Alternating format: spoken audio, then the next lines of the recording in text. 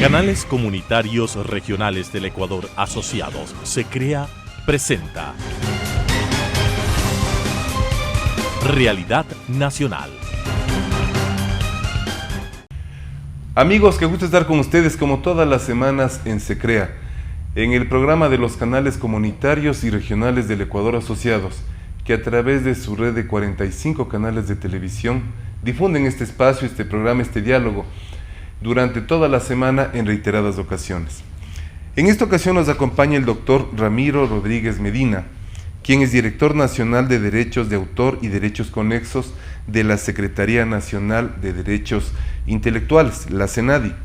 Entre los principales detalles de su hoja de vida consta que es docente universitario, trabajó en el Instituto Ecuatoriano de Propiedad Intelectual IEPI, ahora llamado SENADI, ha sido director nacional de Propiedad Industrial en Propiedad Intelectual, director nacional de Derechos de Autor y Derechos Conexos en Propiedad Intelectual, y adicionalmente a eso tiene varias especializaciones y maestrías en temas relacionados directamente en propiedad intelectual. Bienvenido, Ramiro, qué gusto que nos acompañes en SECREA. Muchas gracias, muy buenos días con todos. Y pues atento en este espacio a poder conversar de un tema tan interesante como es lo atinente a la propiedad intelectual y el derecho de autor. Perfecto, Ramiro, muchísimas gracias. Un poco para que los televidentes de todo el país vayan conociendo qué es la SENADI, a qué se dedica la SENADI y en qué se enfoca la SENADI. Ok, bueno, el Servicio Nacional de Derechos Intelectuales, SENADI, es el sucesor en derecho de lo que fue el Instituto Ecuatoriano de Propiedad Intelectual. El IEPI es una institución que se creó con la ley de 1998 y que se terminó cuando se expidió el nuevo código en el 2016 y se crea este Servicio Nacional de Derechos Intelectuales. ¿A qué se dedica el SENADI? Básicamente a temas de difusión, registro, promoción, defensa de la propiedad intelectual en todas sus formas. La propiedad intelectual básicamente tiene dos ramas: la propiedad industrial, que tenemos ahí a las marcas, las patentes, y por supuesto el derecho de autor y los derechos conexos, donde está la protección de obras y prestaciones. También existe un espacio adicional relacionado con las obtenciones vegetales, que tienen una lógica de la propiedad industrial, pero tienen un régimen sui generis por la situación pues propia de las plantas y estas cuestiones que amerita tener una tratativa un poco especial o diferente a los otros tipos de invenciones. Ahora una pregunta, mucho se habla de la propiedad intelectual, más aún ahora que la tecnología sigue avanzando, las marcas, logotipos, colores, etcétera, todo lo que tiene que ver a propiedad intelectual. Pero sería interesante de que un poco nos amplíes qué es propiedad intelectual por una parte y de otra manera cómo se debe manejar los registros de una propiedad intelectual. Ok, bueno, la propiedad intelectual es una rama del derecho que lo que busca es promover la innovación y la creatividad. De hecho, esta premisa es la que dio origen a este régimen y lo podemos encontrar, por ejemplo, en el artículo 8 de la Constitución de los Estados Unidos, en donde se dice: vamos a fin de promover la creatividad y las artes, se genera un régimen de propiedad en beneficio del creador o en cabeza del creador. ¿Para qué? Para que el creador tenga un incentivo en su trabajo, porque si es que no habría este incentivo de poderme apropiar de lo que cree, probablemente yo me tendría que dedicar a otro tipo de oficios y pues efectivamente esto nos afectaría a todos. Entonces la propiedad intelectual busca reconocer al creador y pues paralelamente dar un beneficio social. Ahora, ¿por qué la propiedad? Porque básicamente cuando uno genera un derecho de propiedad, no solo de propiedad intelectual, de propiedad en general, se suscitan dos efectos económicos: exclusión y rivalidad. ¿Qué significan estos efectos económicos en términos generales?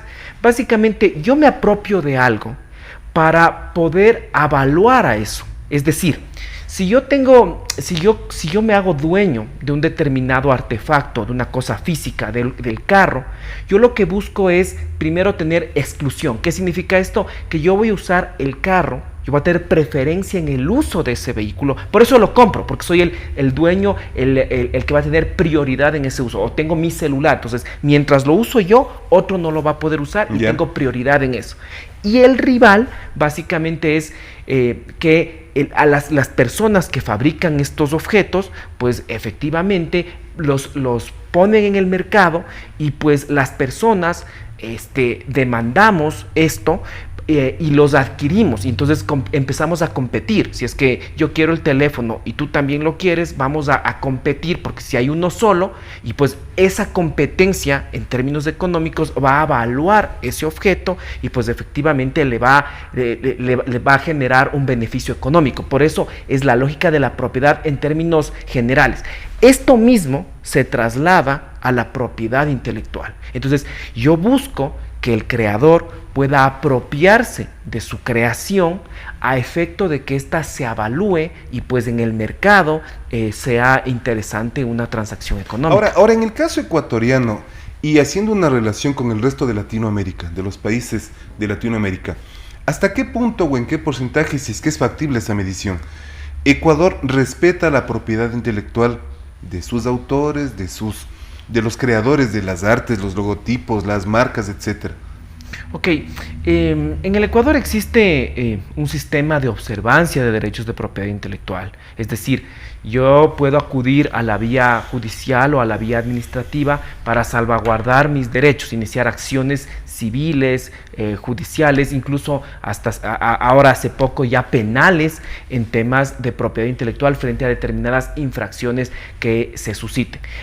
Sin embargo, pues en el Ecuador, al igual que sucede en varios países de la región, existe altos componentes de piratería, existe mucha infracción a temas de la propiedad intelectual en general. Algunos se deben a cuestiones de desconocimiento, otros se deben a cómo estaba estructurada la normativa. Fíjate que hasta hace poco el plagio académico, es decir, copiar una obra no era un delito.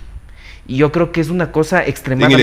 En el Ecuador. No era delito. Entonces, creo que es un tema execrable, es muy execrable eso, y pues efectivamente no es sino hace poco que el presidente Lasso tuvo a bien, apenas se posesionó, pues ratificar esta reforma e incluir el plagio entre los tipos penales, porque efectivamente es un tema...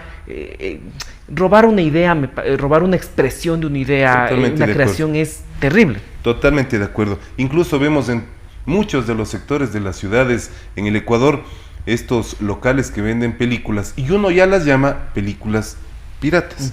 O sea, ahora se vende normalmente eso, sabiendo de que no es legal. Sí, yo creo que ahí ha habido un combate a la piratería que en su momento lo abanderó el IEPI. Pero la situación se dieron situaciones complicadas. Por un lado, estos locales proliferaban, estoy hablando hace muchos años, sí, proliferaban con facilidad. Entonces el IEPI llegaba a 1 y aparecían 10. Y se daba por muchas razones. Fíjese que incluso muchos de esos locales tenían la opción de tener factura. A pesar de revelar una actividad ilícita, podían tener facturas. Entonces, tenaz, porque no había una política articulada en ese sentido. Por otro lado, incluso después se les permitió tener una asociación, y en algún momento el mismo IEPI conversaba con estas asociaciones que expendían discos piratas para buscar algún tema de regularización, pero digamos la razón no pide fuerza, y decía, no, mientras no pirateen a los nacionales, pirateen al extranjero. No. Pero eso no puede ser, porque rompe el principio del trato nacional, que hay que tratar a creadores nacionales y extranjeros por igual. Afortunadamente, ahora tenemos datos que estos centros de piratería existen, pero han disminuido muchísimo.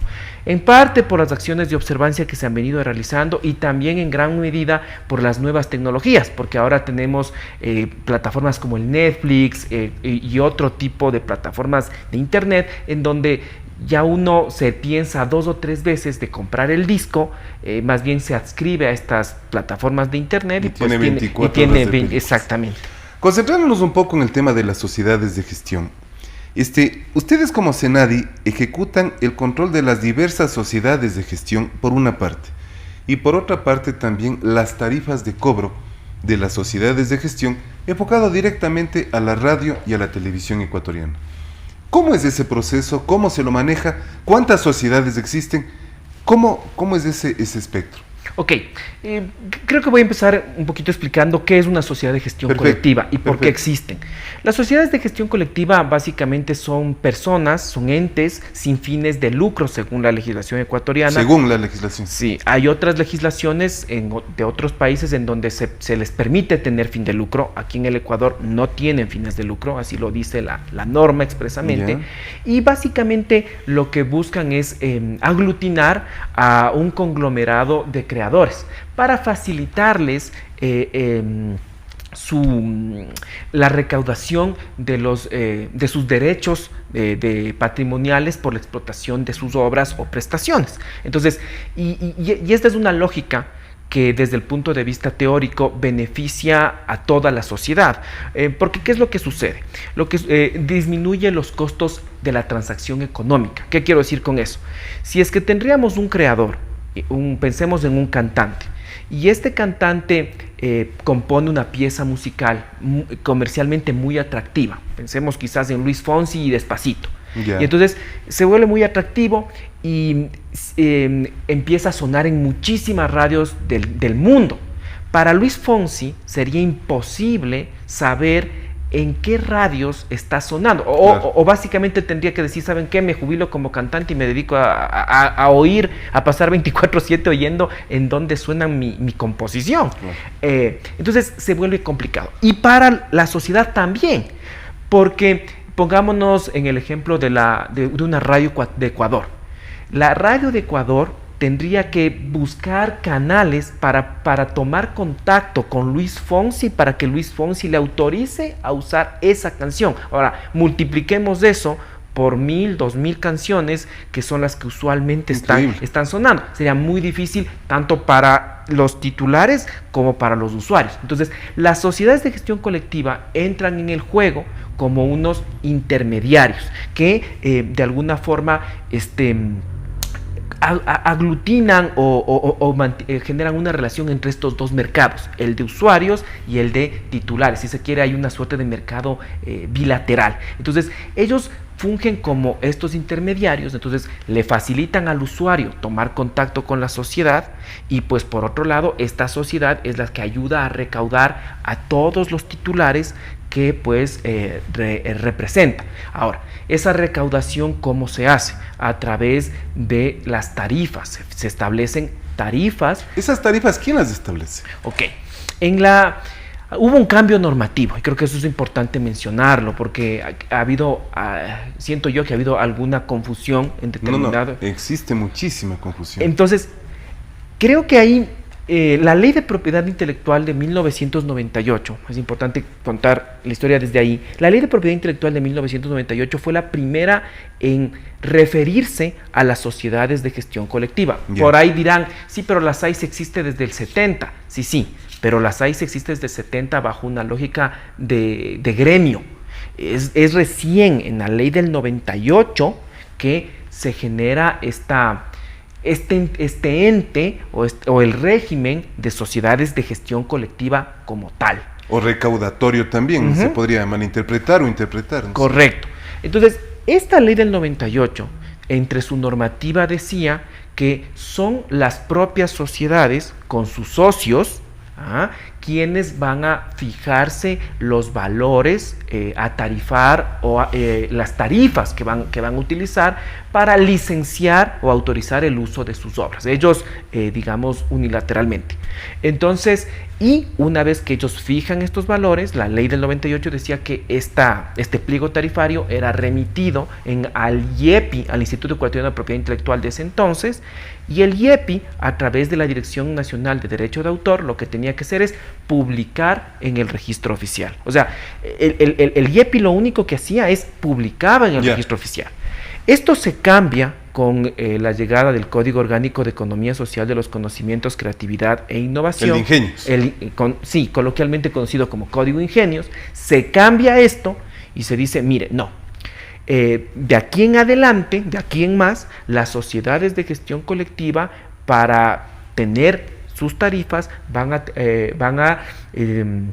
tener pues que contar con la autorización del Servicio Nacional de Derechos Intelectuales. o sea, lo que antes era el IEPI, entonces el SENADI. Entonces, el SENADI ahora autoriza las tarifas. Entonces, ¿cuál es la lógica?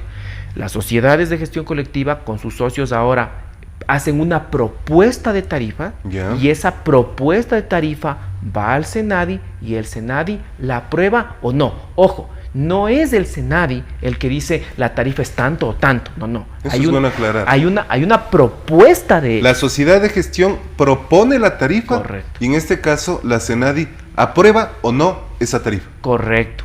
Ahora, el problema un poco es que el código Ingenios se quedaba a la mitad en mi lectura personal. ¿Por qué? Porque el código Ingenios, como toda ley, rige para lo venidero. Entonces decía, de aquí en adelante. Pero, ¿qué pasaba con las sociedades de gestión colectiva que ya habían obtenido sus tarifas con anterioridad al código? Se entiende que sus tarifas están vigentes porque fueron aprobadas de conformidad con la ley que estaba vigente a la época en la que ellos aprobaron sus tarifas. Si suponiendo en este caso, X gremio, medio de comunicación, ha logrado firmar un convenio con cualquier sociedad de gestión, entendiendo de que lo que va para atrás ya no se lo puede mover, ¿no es cierto? Ya no se puede cambiar. Pero si es que hay un cambio en las tarifas, este medio de comunicación o este gremio podría desconocer el convenio realizado o podría reformar el diálogo o rehacer el diálogo para actualizarse en cuanto a las tarifas. Ok, mire, se parte de la presunción que las tarifas que fueron aprobadas bajo la ley del 98 son legítimas, son legales porque cumplieron los presupuestos normativos. Habría que atacar la legalidad de eventualmente esas tarifas para desconocerlas. Sin perjuicio de ello, usted ha topado un tema interesantísimo, que es qué es lo que sucede para lo venidero, y es que básicamente el reglamento de gestión de los conocimientos, el reglamento al libro tercero del Código Ingenios, incluyó dos disposiciones transitorias, la cuarta y la quinta, en donde básicamente les conmina a las sociedades de gestión colectiva a actualizar su normativa de conformidad con lo que dice el código. Eso es, estatutos, reglamentos y tarifas. Entonces, las sociedades de gestión colectiva que tenían las tarifas aprobadas con la ley del 98, fruto de lo que dice el reglamento a la nueva ley, pues tienen que actualizar sus tarifas, y justamente estamos ahora en ese proceso de actualización. Ahora, ya en lo que tiene que ver con la pregunta, ¿qué pasa con este convenio si eventualmente hay algún cambio en las tarifas? Bueno, estamos en una lógica de derecho privado. Entonces, las partes siempre van a poder conversar y siempre es posible llegar a acuerdos relacionados entre las partes, pues para entrar en una lógica que satisfaga a ambos intereses. Es posible transar en esta materia porque es derecho privado.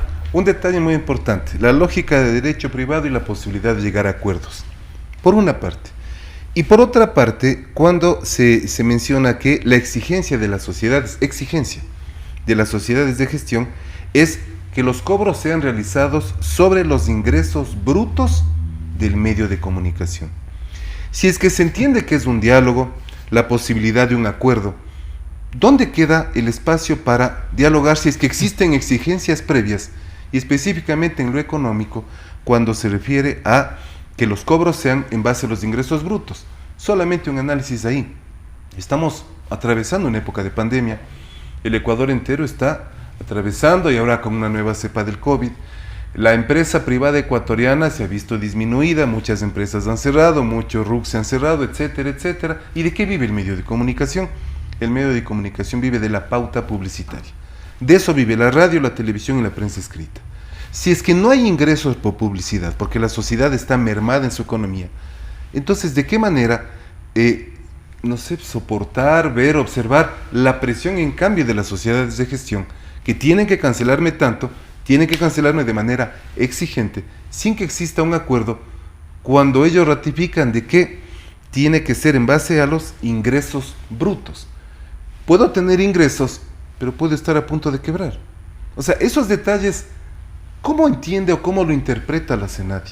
Sí, yo creo que ahí hay un tema importantísimo y es justamente este cambio normativo que se dio, y ya no solamente de publicación, sino de aprobación de las tarifas, y creo que ahí hay una participación que tiene el Estado importante para evitar que se generen ciertas distorsiones.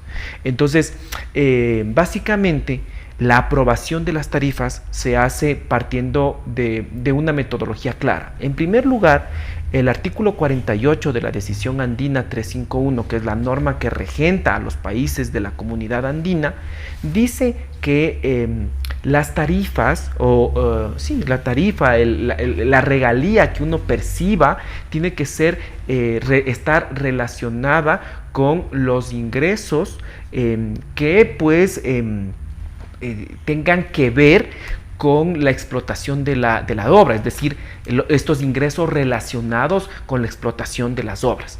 Sin embargo, esa premisa que pone el artículo 48 de la Decisión Andina puede resultar en ciertos casos bien complicada de aplicar en el tema concreto. O sea, como yo sé cuál es el ingreso relacionado. Pensemos en una panadería.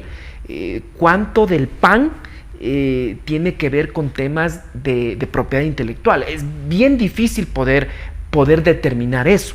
Entonces, va en auxilio de la decisión, en primer lugar, el código Ingenios, que en el artículo 251 le dice: la tarifa tiene que ser razonable, proporcional y equitativa. 3 factores que la ley del 98 no preveía. Yeah. Y luego de eso, es el reglamento al código el que va más en auxilio y dice: mire, vamos a generar los artículos 112 y 113. Concretamente, el artículo 113 establece una serie de criterios que permiten que la autoridad entienda o aterrice este concepto. Entonces, por ejemplo, ese artículo te dice: primero tenemos que entender cuál es la intensidad y la modalidad del uso de la obra. Porque, por ejemplo, en el ámbito musical hay espacios en donde la obra es necesaria y espacios donde la obra puede ser complementaria. Por ejemplo, en una discoteca. En una discoteca la obra es necesaria porque básicamente sin música no bailamos. Así es. Pero puede haber otros espacios donde es complementaria. Yo no sé, quizás en un centro comercial, por ejemplo, en donde tenemos simplemente de fondo. Entonces, la actividad se puede llevar a cabo sin necesidad de que esté la obra. Claro, la obra te genera un espacio bien agradable para comprar, o sea, es complementario. Entonces, ese es uno de los primeros factores. Otro factor dice: mire, hay que relacionarlo con el tema relativo a determinada información que da el usuario. Por ejemplo, la categoría. Entonces, porque hay que categorizar a los diferentes usuarios. Hay usuarios de más categoría, de menos categoría, información relacionada justamente con temas de utilidad y temas de uso. Y ahí hay una obligación de parte y parte. Es decir, la sociedad fijar una tarifa adecuada y que esa sería revisada y, de ser el caso, aprobada o no por el SENADI. Y de parte de los usuarios también entregar la información, porque ese es el círculo virtuoso, entregar una información que permita llevar a cabo el cálculo de la tarifa, porque también se da casos en donde hay ciertos usuarios que no entregan información. Entonces ahí se dan una serie de malos entendidos y entonces se complica la aplicación tarifaria. Con relación a esto, y llegando a la parte final, ¿ustedes de alguna manera controlan, verifican o son parte de la distribución de todas estas regalías a los artistas, a los compositores, o eso es cuestión netamente de la sociedad de gestión? Ok. La normativa dice que el SENADI ejerce las facultades de control, vigilancia y monitoreo de las sociedades de gestión colectiva. Hay que decir que esto también ya decía la ley del 98, pero la ley del 98 no establecía sanciones claras en el evento de que se incumpla las auditorías que hacía el IEPI desde entonces. Yeah. Entonces, el IEPI se quedaba en unas recomendaciones alegres que no tenían fuerza coactiva. Yeah. Ahora, el SENADI tiene fuerza coactiva, en donde si se incumplen las recomendaciones, pues van a ser sancionadas. Es decir, son unas recomendaciones vinculantes ahora. Entonces, estas auditorías, hasta el 2017, yo me atrevería a decir, estas auditorías se hacían como se pensaba que la auditoría a una sociedad de gestión colectiva era la que había que hacerle a una empresa. Es como hacer una auditoría a una empresa. Claro. Yo llegué en el finales de 2017 y en el 2018 planteamos un cambio en la dirección, porque la auditoría que debe hacer el SENADI tiene que ser la auditoría a la gestión colectiva. ¿Cuáles son los componentes básicos de gestión colectiva? Primero, monitoreo, es decir, cómo sé qué obras se están usando. Luego, la recaudación, cómo recaudo, y como usted menciona, finalmente la distribución, es decir, cómo estoy distribuyendo. Justamente en estos años hemos venido trabajando en auditorías enfocadas en cada uno de estos componentes. Una de esas ha sido ya hablar de una auditoría de representación, que estamos incluso, la seguimos trabajando, estamos proyectando una auditoría también de distribución, y ha habido ya una serie de auditorías relacionadas con el monitoreo, porque hay preocupaciones de parte de todos en esos tópicos. Hay muchos temas por seguir tratando, mi querido Ramiro y amigos, sobre los asuntos, mejor dicho, de las sociedades de gestión, los medios de comunicación, los artistas, los compositores, los intérpretes, y que debemos seguir como compromiso con la sociedad y compromiso como medios de comunicación tratando estos temas. Con seguridad, mi querido Ramiro, estaremos en unas próximas ocasiones dialogando sobre estos asuntos. Queremos agradecerte por tu presencia y conocimiento, y con ustedes, amigos, como siempre, hasta la próxima semana. Muchas gracias. Transmitida por Unción, Nordvisión, Color TV, OKTV, Canela TV, TV+, UCSG Televisión, Costranera, ABC TV, TV Norte, V Televisión, TV Agro, Manavisión, TV Manavita, Saracay TV, Teleandina, RTU, Asomavisión, Telesucesos, Unimax, Ecovisión, Lidervisión, TBS, Ecuavisión, Telegalápagos, Telemar, Televisión Católica, Los Encuentros. Canales Comunitarios Regionales del Ecuador Asociados, SECREA, presentó